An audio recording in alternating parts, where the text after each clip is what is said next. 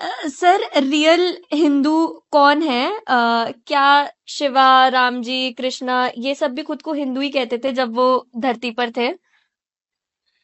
एक कविता है जो मैं कई बार पढ़ चुका हूँ, मेरी ही लिखी हुई है, पर लिखा कोई भी हो उससे फर्क नहीं पड़ता है। फर्क इससे पड़ता है कि वो है किसके बारे में। हम्म। वो है आपके बारे में, वो है हर हिंदू और हर सनातनी के बारे में। ओके। तो लिखा मैंने जरूर है, लेकिन वो है आप लोगों की चीज। तो सबसे पहले आपने सवाल ही ऐसा पूछ दिया है, बिल्कुल शूट कर दिया है मेरे ऊपर, कि हिंदू कौन है। हाँ जी।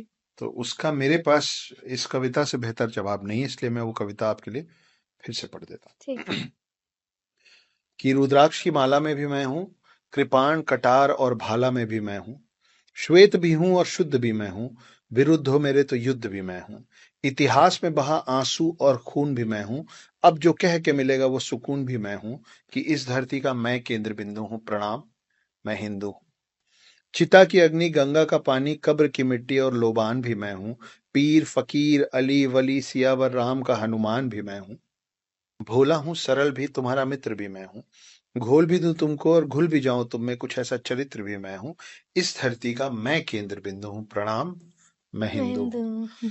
प्रणाम का भाव भी मैं हूँ, आक्रमण का घाव भी मैं हूँ, सहनशील स्थिर और शांत भी मैं हूँ, देवभूमि भारत का हर प्रांत भी मैं हूँ, शक्ति भक्ति और ना थकती क्रांति भी मैं हूँ, तूफान हूँ और तूफान से पहले की शांति भी मैं हूँ, इस धरती का मैं केंद्र बिंदु हूँ, प्रणाम मैं हिंदू।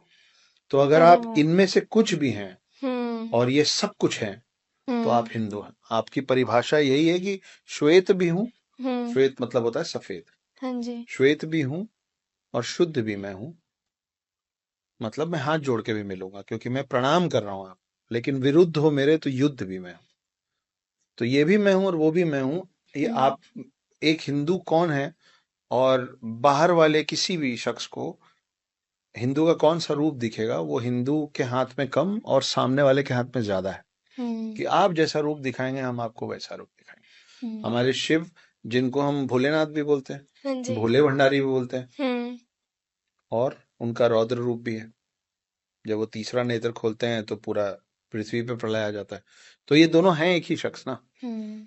तो अगर आपको उनके रौद्र रूप से और प्रलय से डर लगता है तो शिव जी का तीसरा नेत्र मत खुलवाइए, हम्म। उनसे आप प्यार से मिलिए। वो भोले भंडारी हैं, सबको आशीर्वाद, सबको वरदान बांटते हम्म। रहते। ऐसा।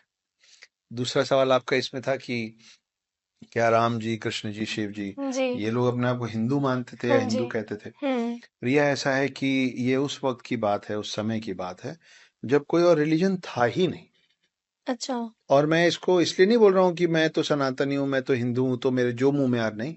हम्म। ये सच है, क्योंकि आप और हम जो सनातन हैं, जो हिंदू है, हम्म। एक लौता ऐसा हम लोगों का ये रिलीजन है जिसका कोई और छोर नहीं है। अच्छा। तो इस पे भी मैंने 2 लाइन लिखी थी